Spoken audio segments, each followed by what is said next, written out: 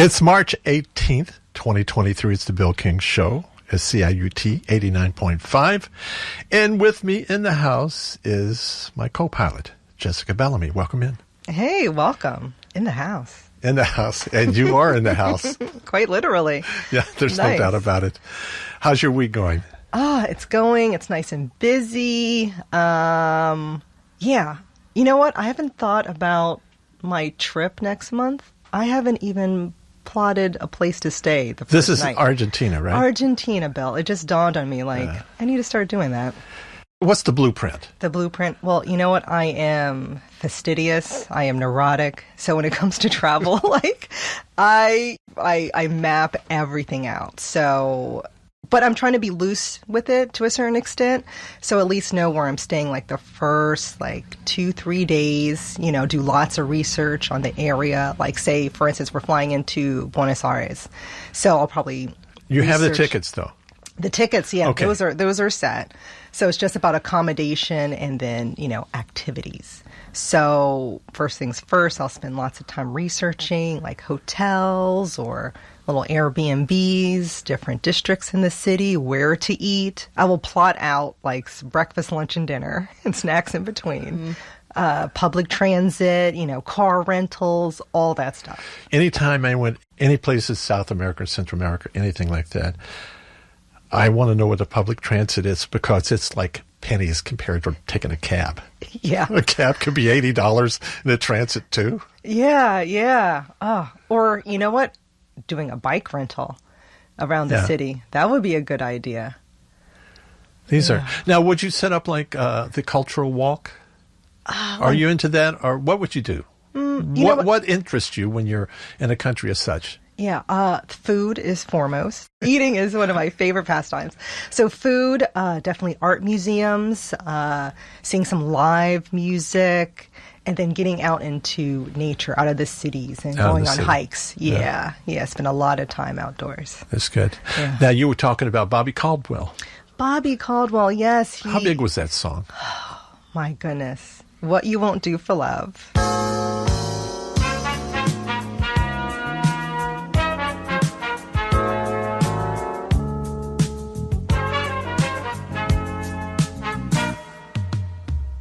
Guess you wonder where I've been. I searched to find the love within.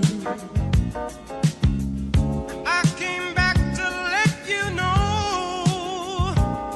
Got a thing for you, and I can't let go. My friends wonder what is wrong with me. Well, I'm in a daze from your love, you see. I came back to let you know. Got a thing for you, and I can't let go. Some people go around the world for love, and they may never find what they dream of. What you won't do. Huge song. And Open Your Eyes, another huge song. In fact, it has been sampled throughout hip-hop. So Tupac, Common, Notorious B.I.G., John Legend, they've all sampled Bobby Caldwell.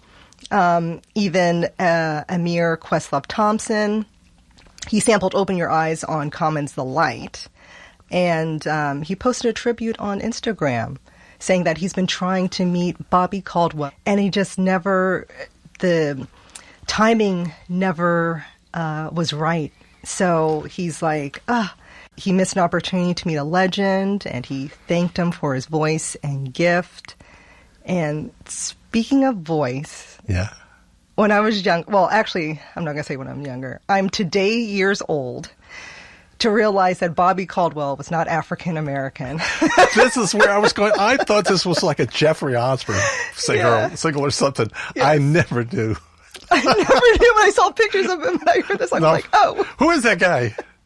I was like, oh, so no offense, to Bobby Caldwell's wife and his family, but I thought he was African American. And the thing was, he got his start. He was signed to TK Records Right. in 1978, and that was primarily a black label. Yeah. Yeah.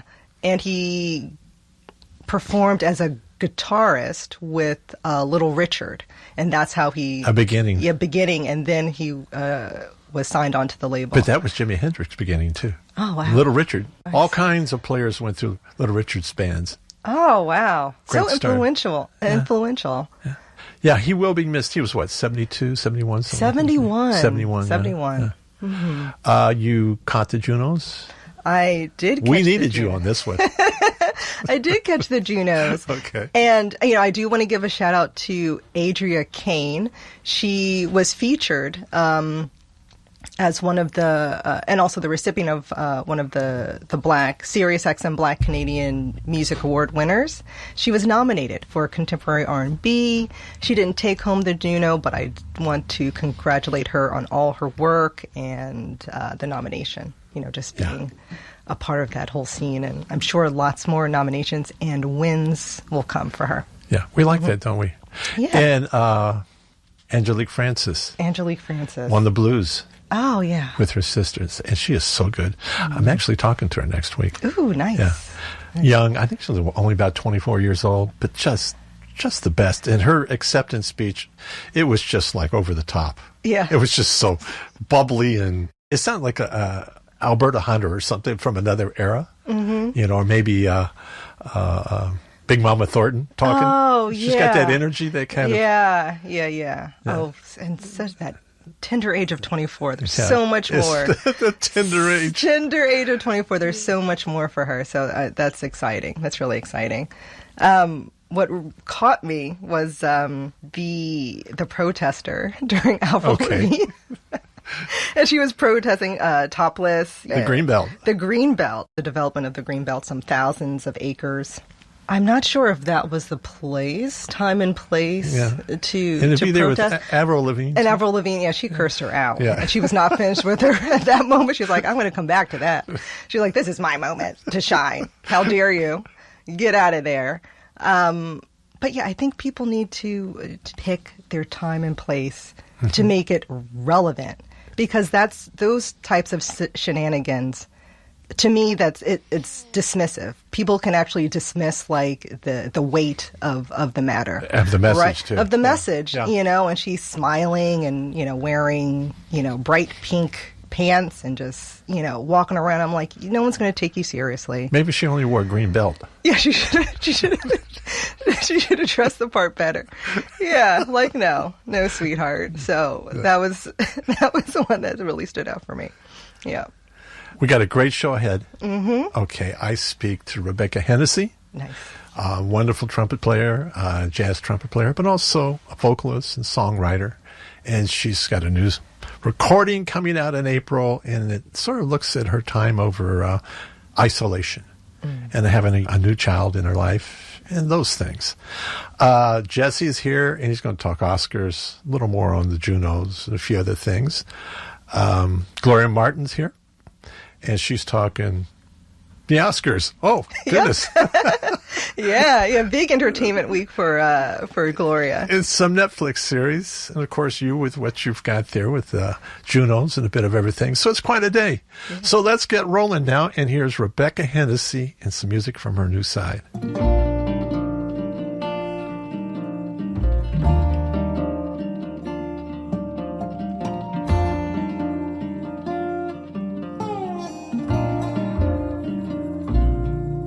It's a thrill to be with you in isolation. We're a two-person congregation. We sit and ask the days as they roll by. Their silence, the soundtrack to our salvation. Oh, salvation. Isolation.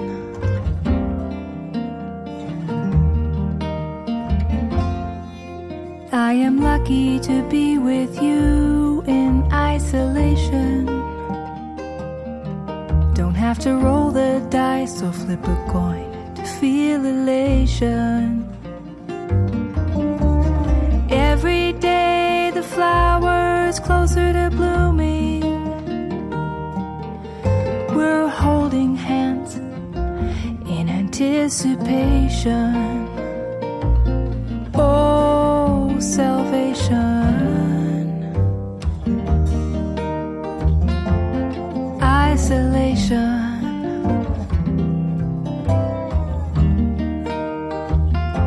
Anticipation.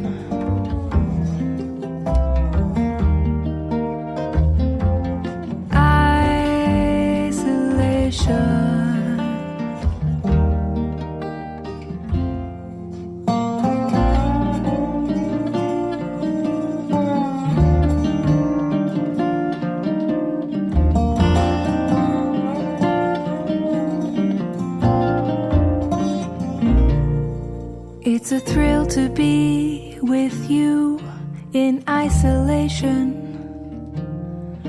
We're a two-person congregation.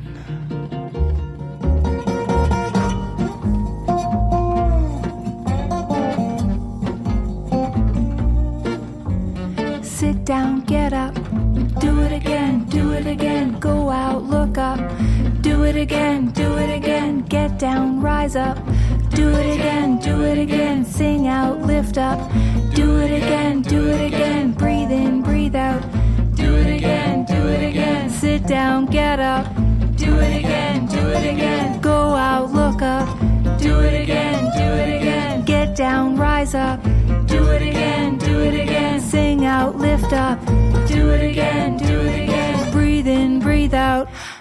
Rebecca Hennessy is in, and a new recording called Joy Will Find Us. And Joy did find you in this recording, didn't it? It did, yes, indeed. And what was the thought behind this? Because the voice is in big play. Yes, this is my second vocal record, and I wrote a lot of this music in 2020 or right before that, I guess, but in and around that time when we were sort of in our homes. And hanging out a lot, sort of hibernating and see what's going to happen. And Michael Herring, my husband, and I, he's my co-producer, co-writer, we were growing a baby. So around that time, we were doing a lot of music making and just hanging out at home. And we said, let's make this record. So I started to record it at home. And literally 3 days before our daughter Nancy was born, I was tracking vocals on the title track, Dandelions. And the refrain is Joy Will Find Us. 3 days later, she did. And now you're she's 2 years old, 3 years old? Yeah, she's 2, yeah. Okay, and how has life been with a child? It's been incredible. It's insane. I mean, but it's just like, wow, okay, this is a whole new level of creativity, in fact, and a whole new, my life is forever changed, and I feel super happy, and it's also challenged me in ways I've never thought possible. So this is fantastic. And I was thinking too, Lila Bialy made that change early on from an instrumentalist to a vocalist. There's been others who have done this. And what was the thought about this? Because you've been known as an exquisite trumpet player who plays all idioms, yet you've settled into singing now, putting the voice front and center. Does that get scary at times? Oh, thanks, Bill. Yeah, I have always loved to sing, and in fact, I started singing. I had a trumpet teacher who encouraged me to start singing early on, when I was around 17 or 18. And I was a little bit scared to be heard, for my voice to be heard. I liked the sound of my singing voice, and I really wanted to sort of train it and get better at it. And I did, in fact, take some lessons when I was going to university for trumpet. But trumpet is such a demanding instrument that I just couldn't focus on singing as much as I wanted to. And so, 2017, when Kevin Bright joined my band, I decided to switch over my band Makeshift Island to more vocal focused. And I started writing more vocal tunes, singer-songwriter type tunes. That's when I think my voice started to really shape in a way, the way it is today. So I just had to sort of take that leap. So I've always been a singer, more of a closeted singer until around 2017. You know, when you said Kevin Bright, that brings to mind that, and I have said this, if you're creating an album or recording that you want to step away from the norm, you bring him in. Oh yeah, I mean, such a beautiful musician, human being, and like will bring so much unexpected insanity to what you could even imagine. You can't imagine. You're just like, okay, here you go, and then you get it back, and you're like, oh, this is incredible, fantastic, yeah.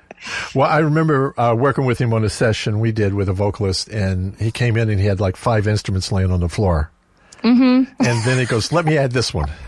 Yes. And you don't say no. You just say, let's see where this guy goes, because he's obviously hearing something I'm not hearing.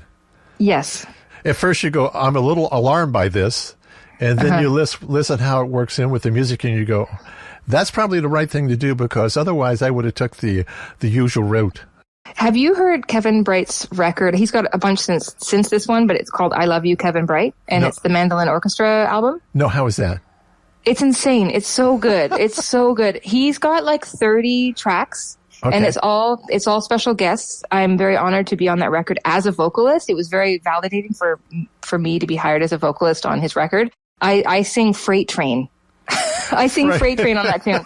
And he makes it so, like, his arrangement, he sent me the arrangement, the sort of, the mandolin orchestra. It's just mandolin orchestra and vocals. Right. That's what it is. And it's all him on the mandolin instruments. And then he sends me a scratch vocal of sort of the phrasing or sort of an idea of how it might sound to have vocals. And then I do it at home. I have a home studio and I have a nice mic, and blammo, it worked. And that's kind of, that's what happened. That's what his record is. And I just love it. I think he's got so many guests on that record, and I would highly recommend anyone to listen to it. I have to listen to it. Kevin Bright. I brought him in for a radio interview when he was Johnny Goldtooth, and he came in with a gold tooth and the whole persona.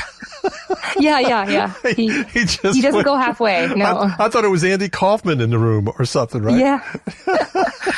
So more on the record, the songs, Here I Am, Isolation, Don't Fight It. Is there a theme? Is there a thread between the tunes? Yes. So my 2020 record called All the Little Things You Do, there's a lot of grief in it. I lost my mom in 2019. My mom passed away really quickly from cancer, and I wrote a bunch of music after she passed. And then there was sort of like a lot of grief themes in that album. And, healing, it's not such a super sad album. Actually, there's a lot of light in it, but this is a continuation of that story. And the theme kind of is actually more like hope. Joy will find us. There is still sort of a light tinge of some grief on Don't Fight It. But there's also ideas of like laying down your burden, whatever that might be, and like, remember you're not done. There is the sort of like feeling of getting on the other side of a, major grief, and the joys of having a new person, or could speak to anything really, any sort of new energy in your life, or anything that's making you feel hopeful and joyful. So yeah, that's the theme. This morning I saw this amazing clip of Cannonball Adderley Sextet. This is 1964 on BBC. And I do go through these things about where we are with jazz now and where jazz was then. And the band was electric. The music was electric. And then I hear where we are now. In many ways, we've spent the last 40, 50 years to 60 years just repeating a lot of what was done before. I think in some ways, this is why players that come through the jazz tradition, if they can find themselves using a broader spectrum, that's where they go. And sometimes that really tells them who they are in the music, who they will be eventually.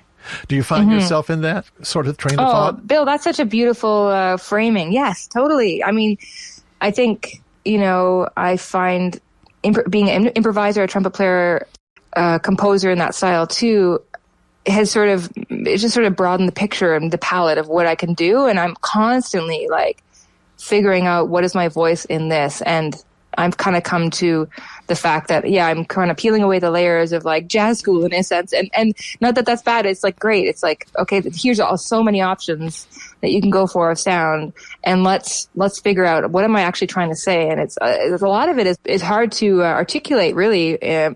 but it's more of a simple like human feeling. And how do we get to that? And how do we get to that energy?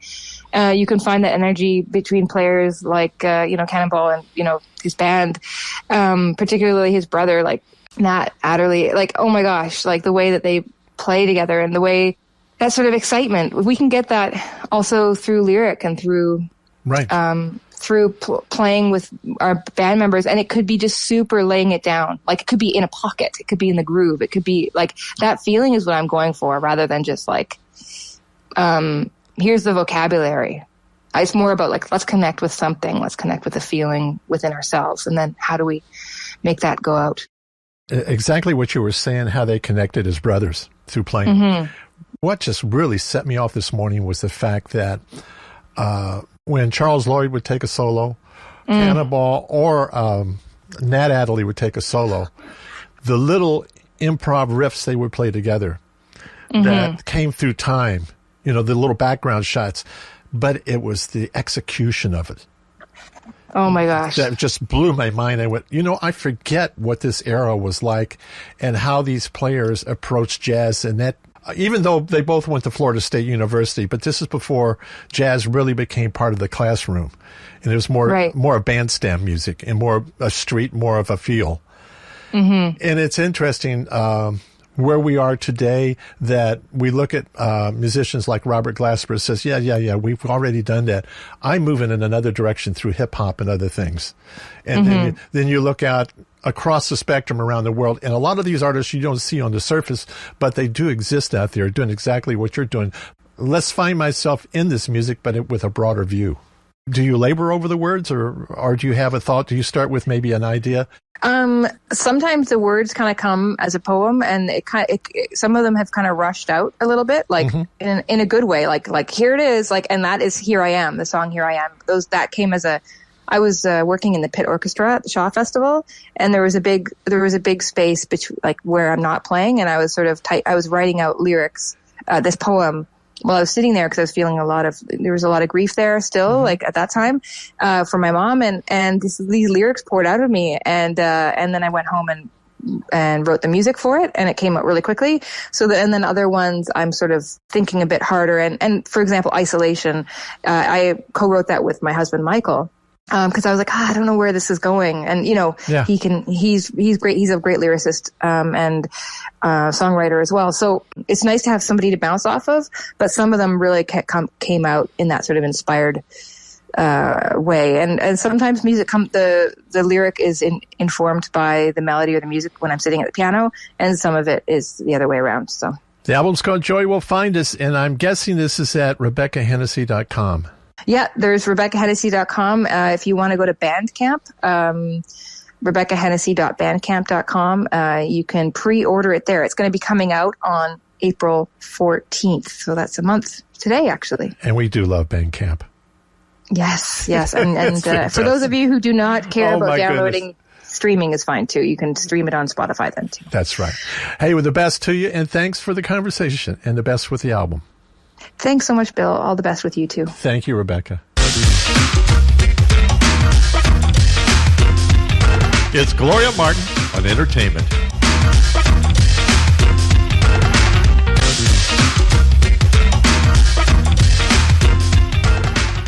It's Gloria Martin on Entertainment down there in the wild Sargasso Sea. Yes,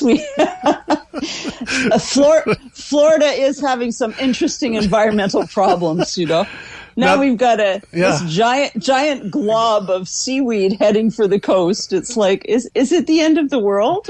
Well, this is already in Key West, right? Apparently. And it's coming from Mexico. Yeah. And apparently it's been around for a long time. It's just moving in for the kill now. Well, the overhead shot is just unbelievable. It's a massive blob. It is. Yeah. It is. And you do have to wonder how clean the ocean is. I mean, I see these big cruise ships going by, and I'm like, are they dumping crap in the water? What's going on? Let me tell you, I was off the coast of Costa Rica on a cruise ship working on it.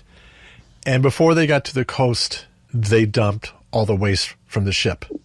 It's just disgusting. And I saw it in the ocean, and I was really ticked. I couldn't believe what I saw, but they obviously do that. They got to put it somewhere. They don't take it back and put it in the landfill. Yeah, I don't know what they do. Yeah. The whole thing, there was something online this week about them trying to make cruises greener. And I'm like, what now? Now, just now you're thinking about that? So your week in entertainment, what was that about? Well, we got through the Oscars, and I have to say I really enjoyed the show this year. You know me, I'm usually like, 4 hours of hell. But no, Jimmy Kimmel was great. I had a few problems. I loved Kimmel, but I thought his Robert Blake joke was pretty tasteless. Didn't care for that. And Sarah Polley, great win for a great Canadian director, actress, producer. But I didn't like her initial comment about the Academy not liking the words women and talking in the same sentence. I didn't think she needed to say that at this point in time. But, and especially when so much has changed over the last few years. You you ride the wave, and it's positive. Exactly. A little more positive. So, but the rest of her speech was very positive, but I didn't like that very much. And the other problem I had was what was going on with Halle Berry's hair. That was the flapper look. Yeah. Halle Berry with one eye and a hank of hair hanging. I just really, I don't know. But I'm always worried about the puppy coverage. And this year I'd like to thank all the fashion designers for their support of women's cleavage. It was a beautiful thing this year. The dresses, the gowns, it all looked very good. Eva Longoria, she looked beautiful. Ariana DeBose, I thought she looked stunning. Always. Sigourney Weaver in a gold. And Michelle Yeoh, that kind of white Dior dress. It was like a cloud floating. So beautiful. Yeah. Just beautiful. What have you wore? What would I have worn? Simple lines. Yeah, it would have been simple lines and no train. I definitely would not have worn what that interviewer was wearing in the pre-show on ABC. The underwear with a coat. I'm just dreadful. Was that? Yeah, that was. And the angle of the camera, it was always kind of just hitting from her hips down to her knees, and it was very unattractive. Very unattractive. What about a rock dressed as a creamsicle? The color was like, really? I'm thinking, I was wavering between he's pulling it off to, no, I really don't like it. No, he's pulling it off to, I really don't like it. Okay, what else in entertainment? Go ahead. Well, the other problem with the Oscars, of course, was what they missed in the in memoriam. Yes, they missed so many. Paul Sorvino, Anne Heche, Tom Sizemore, and especially Charles B. Dean from Triangle of Sadness, who died just after the movie was released. I thought that was terrible. Yeah, Paul Sorvino. Oh, man. How could you miss that? Well, exactly. On from awards shows, the new show that I watched on Netflix this week was Luther, the Fallen Son. Now, I had watched the complete Luther series a couple of years ago with Gene. We watched the whole series, loved it. I love Idris Elba. I wish he'd be the new James Bond. I think he's fabulous.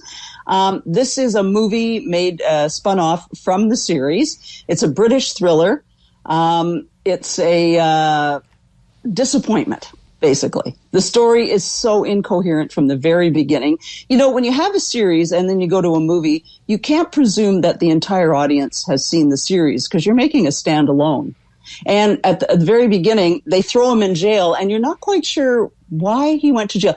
I've even seen the series, and I wasn't quite sure why he went to jail so quickly at the beginning of this movie. Anyway, it's also very gruesomely violent, which some people like. Idris and Andy Serkis plays the villain. He's fabulous. Cynthia Erivo, who played Aretha Franklin in the 2017 series, she's fabulous as a constable who's kind of taken Luther's place on the police force. Anyway, I found it very disappointing and just incoherent, but wonderful performances from the actors. And I think I have a little bit of a clip from the trailer so you can get a taste of it. Look, I know he's in prison. Except he's not in prison.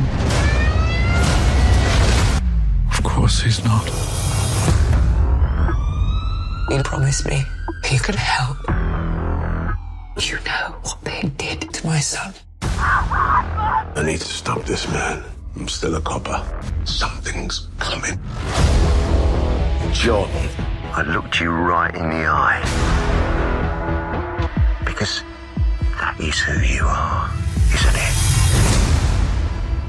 The man who knows all about people like me. Why does he make an announcement? He wants the world to think his bad dream has come true. It's funny that I get him before you get me. I know this man. I can never ask to be done. Let the nightmare come. Because I'm ready. So you suggest I pass on this series? You could pass. Yeah, Okay. it's a one-off. It's a movie. I'd say pass, and they're going to make another one, and we'll see. Okay. And what else did you watch? Well, I haven't watched too much else. I do have my favorite video clip of the week.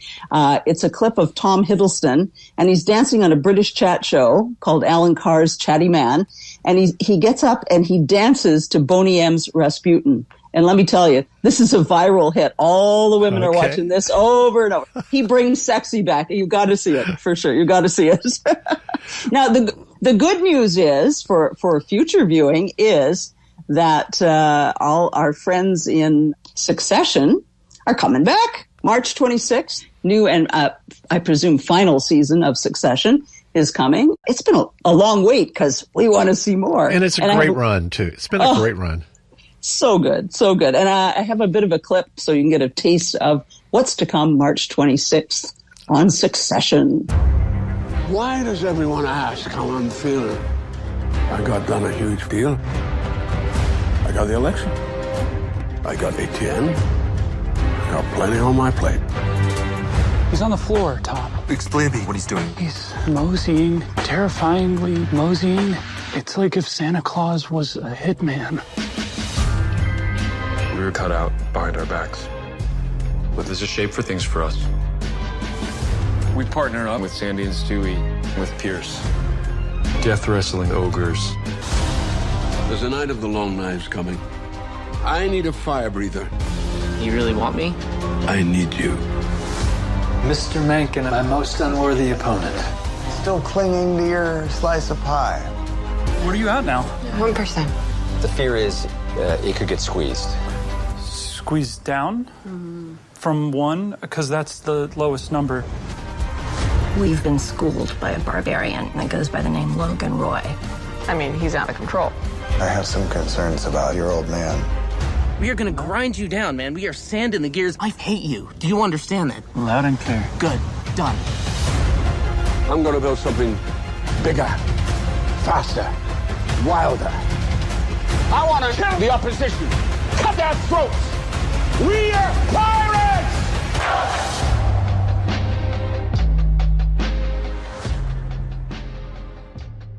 This is what, season 5? Season 5, yeah. Season fabulous. 5. Oh, wow. So I caught All's Quiet on the Western Front the other night. Yeah. That's really good. I thought it was fabulous. I thought it was very deserving of the 4 Oscars it picked up and the best picture it picked up at the BAFTAs. Really well done. Those young actors. Oh, wow. my goodness. And you know, did you see the budget on that? No. $20 million.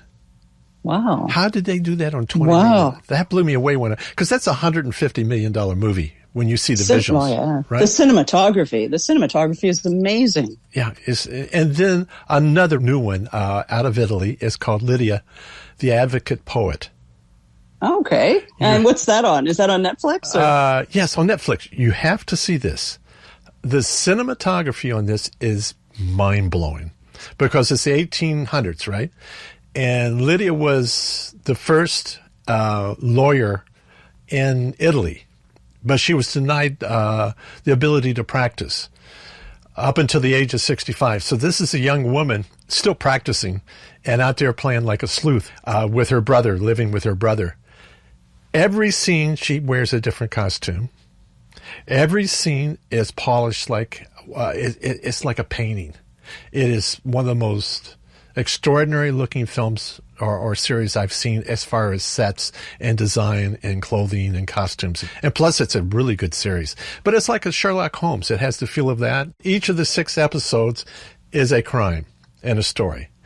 But I think you would really enjoy this. It's a pleasant, it's just a pleasant view. Well, thank you. I'm definitely checking that out for sure. Just wanted to mention a couple of things coming up for for viewing in Toronto. The Human Rights Film Festival, it's over for the in-person viewing, but it's continuing at Hot Docs through the 19th. A lot of great films there. And also the Mosaic International South Asian Film Festival. That's New South Asian Cinema. That's on from March 23rd to 26th. It's their 10th year, and you can catch some of those great films at the Mississauga Living Arts Center and Cineplex Square One. So lots of good viewing.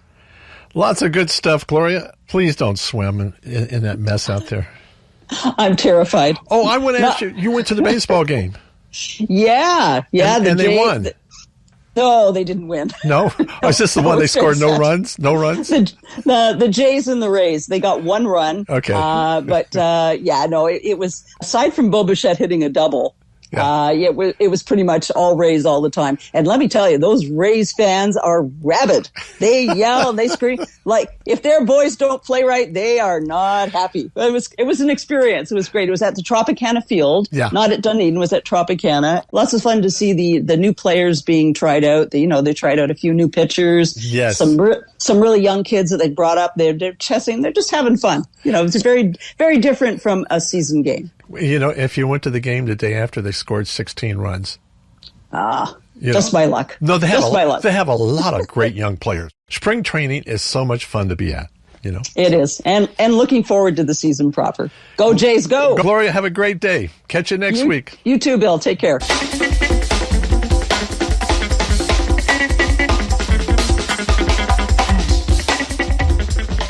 It's that time. Jesse King is in the house. Welcome in, Jess. Hey, glad to be back here on another sunshiny day. Good week for you?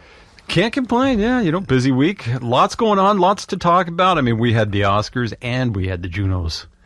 And then we had the big Raptors win the other night against Denver. That was fun.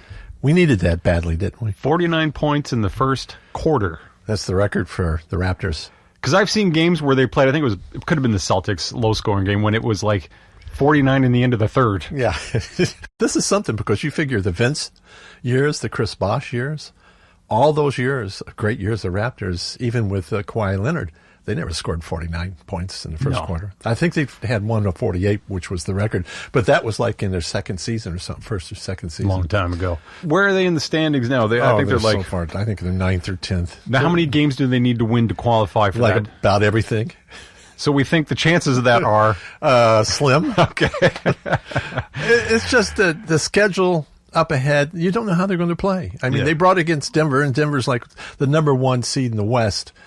But they had lost 3 games in a row, and then they come in, and the Raptors were ready for them. But they played as good as they can play. Yeah. So that was great. So what else is going on, buddy? All right, I got a couple things. The Junos. Let's talk about the Junos. Okay. What's your thoughts? Hey, you know what? I didn't even know it was on. It was low key. There was like barely any promo to say, hey, this is on Monday night on the channel it was on. I caught some of it. I happened to catch the moment when Avril Lavigne got stage crashed. Yeah. She held it together. Yeah. And the girl that came up there to protest the Greenbelt, she was funny. She had a big smile on her face. She didn't, she was just walking around with her just doing her words. thing. Yep. But she didn't yell. She didn't do anything. Right. Avril kind of handled that like a champ. And the irony is that she was married to Chad Kroeger from Nickelback. That's right. Probably about 10 years ago. And this was Nickelback's big night. Yeah. They were inducted into the Canadian Hall of Fame. Now, I was on a flight with them about 10 years ago. I think they were newlyweds, and I happened to be in first class, and they were like, Chad was like 2 ahead of me, and Avril was on the other side. But the way those first class seats are, she'd have to go all the way around to hang and talk to him. Right. And I said, hey, man, should I say hi to Chad and Avril? I didn't. But the irony is simply that they went through this. I don't know what the end of their relationship was. But no matter what, all they talked about all over the planet was Avril Lavigne. They were on TMZ. They were on Entertainment Tonight. It was all about this with Avril and then how she handled it. And then barely a mention for them because it was their big night. It was Nickelback's night again. Yeah, he must have thought about that. And he's like, man. Yeah. But those are the moments, it's like the slap with Chris Rock or, the things like that, or the Cocaine Bear the other night at the Oscars. That was funny. There's not much to talk about because the award show just sort of they go step by step through the motions, right? What'd you think of the Oscars? I thought they were really good as far as an enjoyable night. I thought they moved quickly. When you say you got 40 seconds to speak and get off the stage, few stretched it, right? So it worked. I thought the orchestra was fantastic. Ricky Minor. I think that orchestra sort of amplified the good feelings, the good vibes of the night because it was upbeat, a lot of swing music. And, of course, the big production with RRR, Not Too. Right. That was fantastic, especially after the David Byrne messy performance. Long fingers. Long fingers. I didn't Byrne. get there. Pretty much like a Jimmy Kimmel late night show. Yeah. He didn't step out too far. He didn't get too political. It wasn't Ricky Gervais. Exactly. Right. And I think he was great for that night because he's perfect. He can still make it funny without digging too deep. And I think they needed, this year, we all needed just make it funny, but let's not abuse anybody. No. And Gervais would do that. Yeah. And they saw a 15% jump in viewership, too. Yeah, they did good. We love movies. We love films. But I have a piece. Well, I wrote a piece that came out on Thursday, and it was about the Oscars. And I did make the point, as much as they tried to lead you to these films, it's about streaming.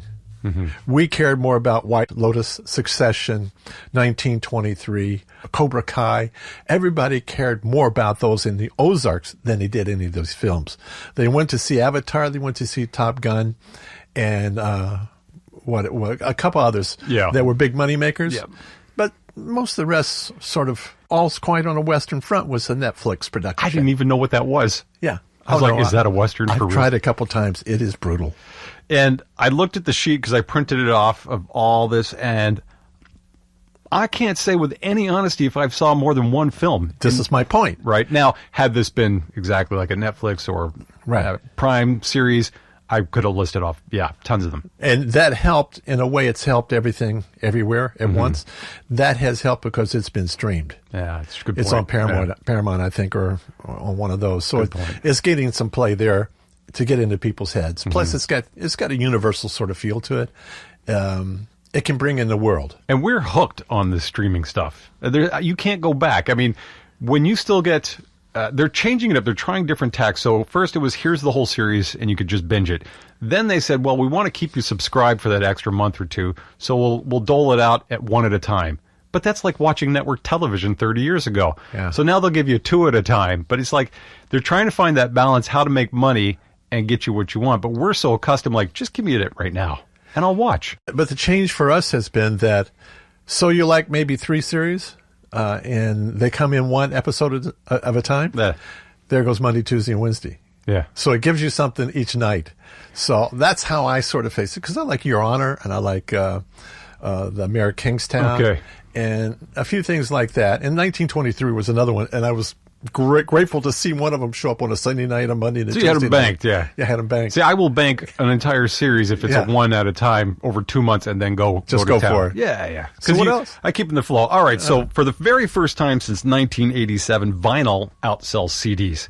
Now, I can't say this is a huge challenge, but that is the new number. So vinyl sold 41 million copies last year, comparatively to 33 million CDs. So that is the first time in 46 years. Wow. So it's a comeback. I mean, 41 million pieces of vinyl is significant. That is. It's over $1 billion in revenue for them. And it's not cheap. And it was Metallica that just bought a pressing plant because they're still selling a lot of vinyl. And they said, we might as well own it, too, from top to bottom. So I thought that was smart. Top songs over 10 minutes. I saw this. I said, this looks interesting. Over 10 minutes long? Yeah. A lot of them I don't know. And I know some of the bands. But I'll read them out just because it was interesting. So number 1, Sonic Youth. Number 5, Sonic Youth, a song called Diamond Sea, 25 minutes, almost 26. Emerson, Lake and Palmer. I could totally see that. 29-minute song. Which song? Carn Evil 9. Okay. It's getting an entire side of an album. That's a side, right? Yeah. The Orb, song called Blue Room, 40 minutes. Spaceman 3, don't know who this is, 44 minutes. But the number 1, by far, nobody will ever break this record. The Flaming Lips, 7 Skies H3 is 24 hours long. No, you don't touch that. Who wants to? I don't want to know about it. When do you start listening to it? Do you split this into a series? I will look for this. If it comes up, I know to avoid this. You binge this thing at once. Yeah. This is binge listening. And the last thing I had that I thought was great is the fake bands, real songs, the top Billboard or Rolling Stone put this together, the top best tunes by made-up musicians. Mm-hmm. So think Spinal Tap. So number 5 is It's Hard Out There for a Pimp. We remember that from Hustle and Flow. Right. Josie and the Pussycats had one from there from 2001. Shallow with the that was the duet with Lady Gaga and the other guy. Yeah. The singer. Artist. That was number 3 from A Star Is Born. Scotty Doesn't Know was from a Euro trip, like a goofy teen comedy movie back in 2004. And the number 1 is That Thing You Do by The Wonders, which was starred Tom Hanks from 1996. Yeah. So that is the top bands. Sadly, and I thought this was absolutely incorrect, they put Spinal Tap Big Bottom at number 23. Yeah, and it was disrespectful. It's a classic. Big Bottoms, my girl's got them. Now, did you see Spinal Tap 2? Is there a Spinal Tap 2? I think there is, yeah. I don't know about that. I would have to... I would want to know. Okay, let me give you a background on Spinal Tap. Okay. The day that Spinal Tap premiered here in Toronto, I went for the opening. 84. Was it 1984? Mm-hmm. So I'm standing in the hallway, and I don't know anybody, and there's guitar player Stan Endersby. And we looked at each other and started laughing and going, this is about us. Yeah. And it is. And we sat down and we started watching this, and we poked each other and laughed so hard all the way through, and just kept repeating all the lines. Yeah. And everybody's going, why don't you shut up? They think it's serious.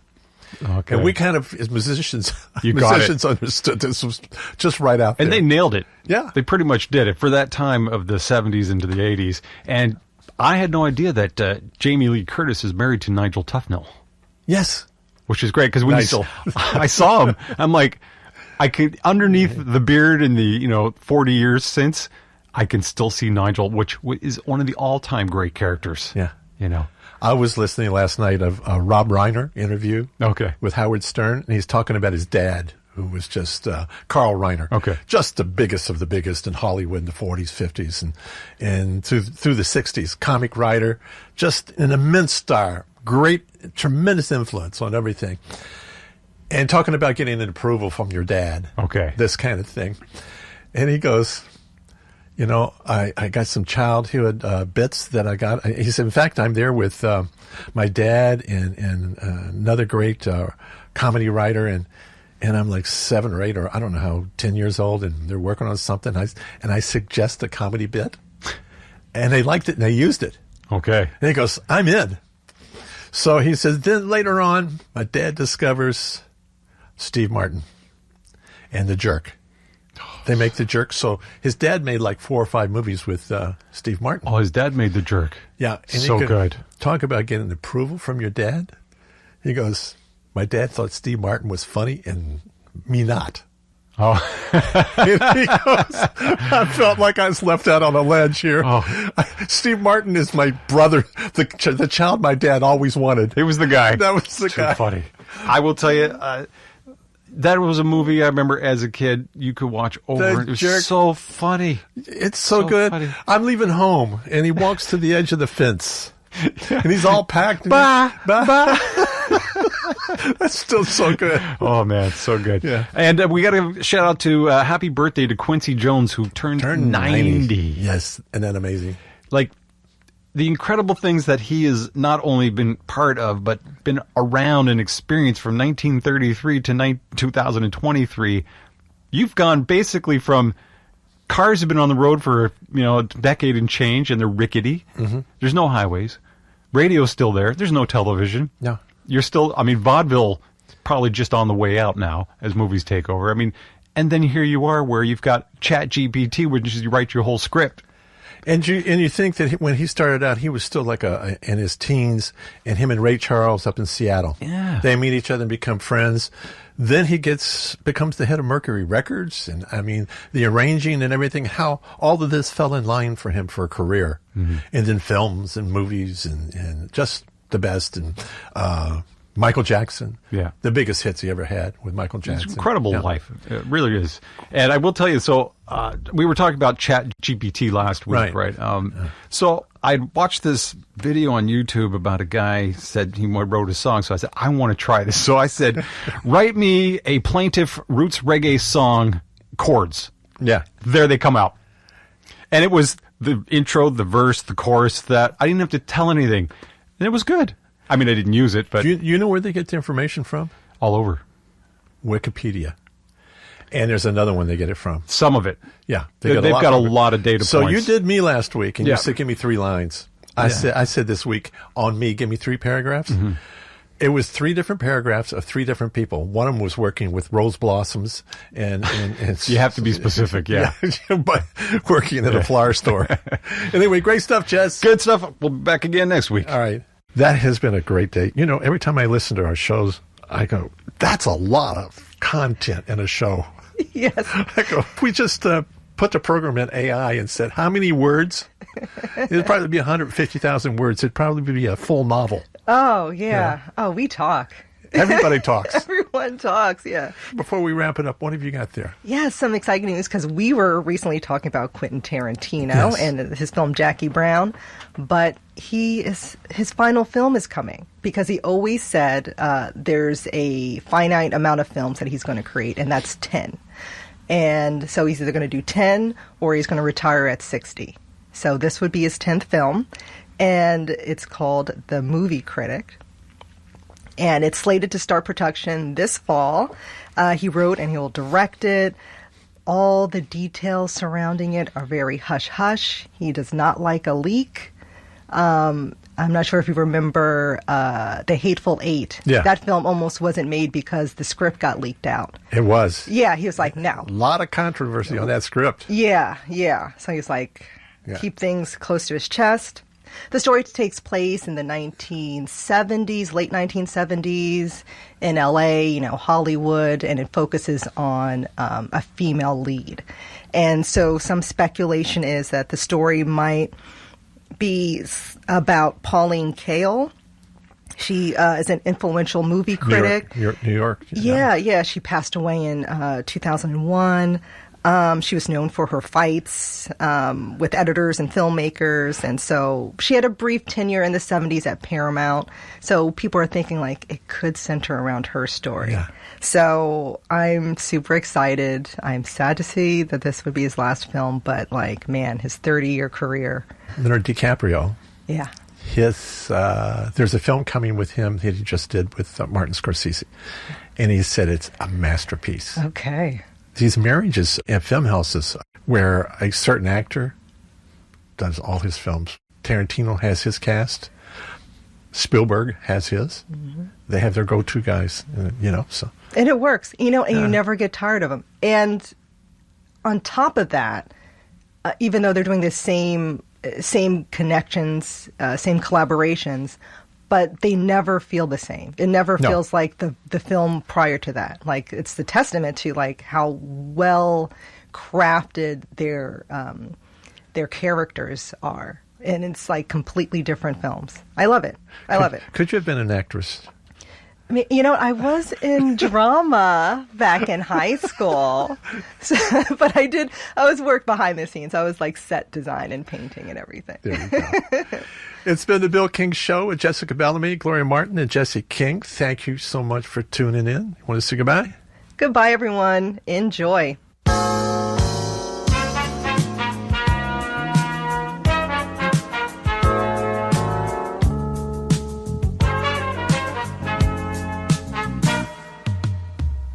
Guess you wonder where I've been. I searched to find the love within. I came back to let you know.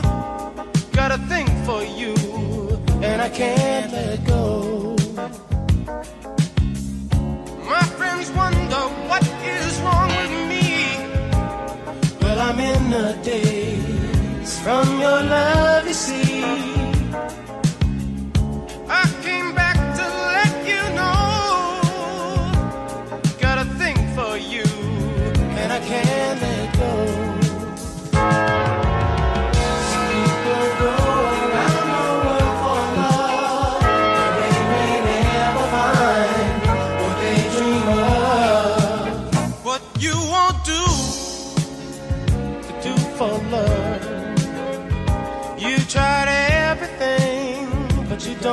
give up. In my world, only you make me do for love what I would not do. My friends wonder what is wrong with me. Well, I'm in the days from your love, you see. I came back to let you know, got a thing for you, and I can't let go. I only want the best, it's true. I can't believe the things I do for you. What you won't do for love. You've tried everything, but you won't give up. In my world, only you